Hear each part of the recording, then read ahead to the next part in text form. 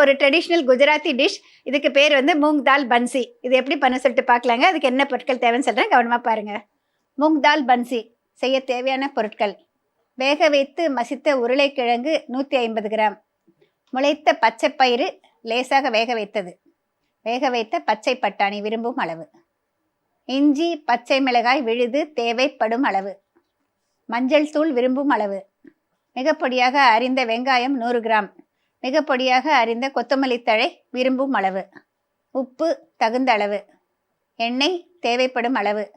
மூங் தால் பன்சி செய்கிறதுக்கு தேவையான பொருட்கள் எல்லாம் பார்த்துட்டிங்க இல்லையா? பொதுவாக இதுக்கு பார்த்தீங்கன்னா முளைச்ச பச்சை பயிறு நான் சேர்த்துருக்கேன். ஆனால் அவங்க ட்ரெடிஷ்னல் டிஷ்ஷில் பார்த்தீங்கன்னா பச்சை பயிரை ஊற வச்சுட்டு, அதாவது முழு பச்சை பயிறு பச்சை கலரில் இருக்குது இல்லையா, அதை முதல் நாளே ஊற வச்சுட்டு காலையில் அதை தண்ணியை வடிச்சிட்டு ஃப்ரெஷ்ஷாக வாட்டர் போட்டுட்டு ஜஸ்ட்டு அதிக நேரம் வேக வைக்கக்கூடாதுங்க. ஜஸ்ட் ஒரு விசில் அது மாதிரி வேக வச்சா போருங்க.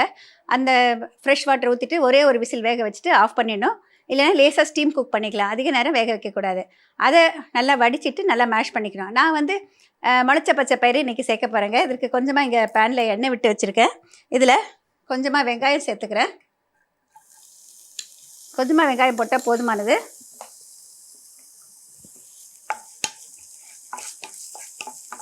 அதாவது இந்த காலத்தில் கட்லெட் அப்படின்னு சொல்லிட்டு நம்ம பண்ணுறதையே அதே மாதிரி, ஆனால் கொஞ்சம் வித்தியாசம்தான்.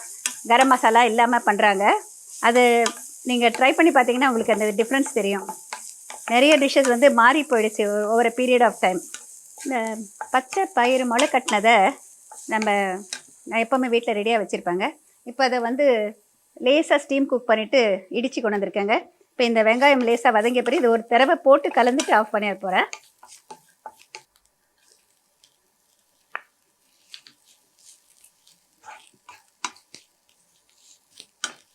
லேசாக ஒரு கதவை கலந்துட்டு பூக்காரெல்லாம் சேர்த்துட்டு ஆஃப் பண்ணிடலாங்க. இதோட இஞ்சி பச்சை மிளகாய் விழுது, கொஞ்சமாக மஞ்சள் தூள், அடுப்பை ஆஃப் பண்ணிட்டேங்க. இப்போ தேவையான அளவு உப்பு சேர்த்துக்கலாம்.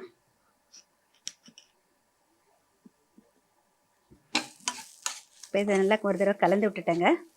இப்போ இதோட வேக வச்சு மசிச்சு வச்சுருக்கிற பட்டாணி சேர்த்துக்கிறேன். ஆஃப் பண்ணிட்டேன், அது மட்டும் ஞாபகம் வச்சுக்கோங்க.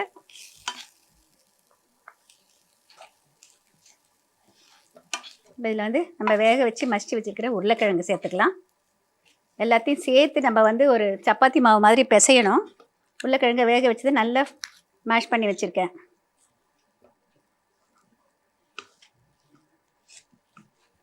இப்போ இதில் பார்த்தீங்கன்னா நல்லா மிக்ஸ் பண்ணியாச்சு. ஒரே ஒரு டீஸ்பூன் எண்ணெய் விட்டுக்கிறேங்க. அது நல்லா வந்து நம்ம சப்பாத்தி மாவு மாதிரி பிசையறதுக்காக ஈஸியாக இருக்குங்கிறதுக்காக. இப்போ இது வந்து சூடு இல்லை பாத்திரம். இப்போ இந்த கிண்ணத்துக்கு மாற்றிடுறேன்.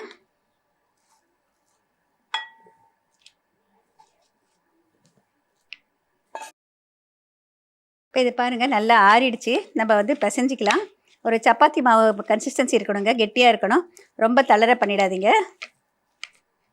இப்போ இதில் வந்து நம்ம வந்து ஒரு 2-3 உருண்டை உருட்டிக்கலாம். நமக்கு தேவையான அளவு உருண்டை உருட்டிக்கலாம். கொஞ்சம் எண்ணெய் பூசிக்கிறேன்.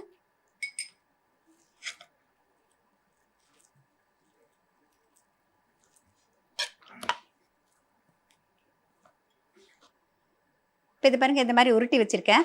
இது வந்து ட்ரெடிஷ்னல் மெத்தட் வந்து வாழை இலையில் சின்ன சின்னதாக தட்டிட்டு அப்படியே வாழை இலையோடு சுட்டு எடுக்கிறதாங்க. அது எப்படின்னு சொல்லிட்டு காமிக்கிறேன். இப்போ பாருங்கள், இங்கே ஒரு பிளேட் எடுத்துக்கிறேன். ஒரு செட்டு வாழை இலை நம்ம வந்து பார்த்திங்கன்னா 2 இலை சேர்ந்து 1 இதில் எண்ணெய் பூசி வச்சுருக்கேன். இப்போது இதில் இந்த உருண்டை ஒன்று எடுத்துகிட்டு ஒரு இலை மேலே தட்டிக்கலாம்.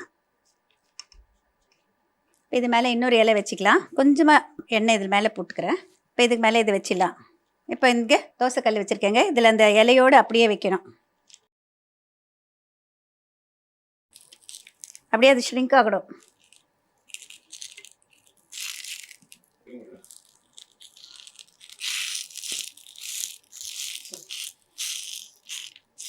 கொஞ்சம் குறைச்ச தண்ணியில் மூடி வைக்கிறேங்க. அந்த வாழை இலையோடையே அது அப்படியே ஷ்ரிங்க் ஆகணும். அந்த வாழை இலையினோடையே தான் நம்ம வந்து பரிமாறணும்.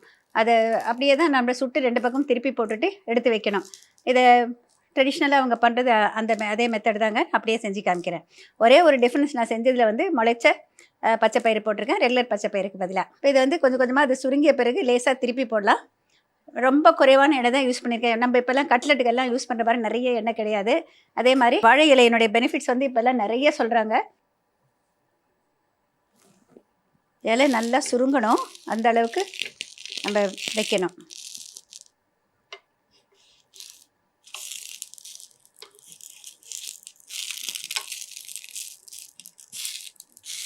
கொஞ்ச நேரம் நல்லா வேகட்டுங்க. கொஞ்சம் தலையில் குறைச்சி வைக்கிறேன். அந்த இலை அப்படியே நல்லா பேர்ன் ஆகணும்.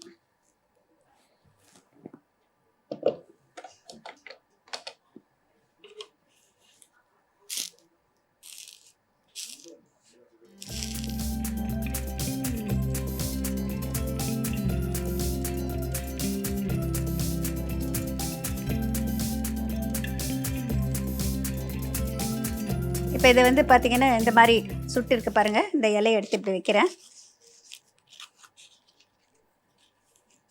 இது ஆயில் ஃப்ரீ ஸ்நாக்குன்னு சொல்ல முடியாது, ஆனால் லோ ஆயில் ஸ்நாக்குன்னு சொல்லலாங்க.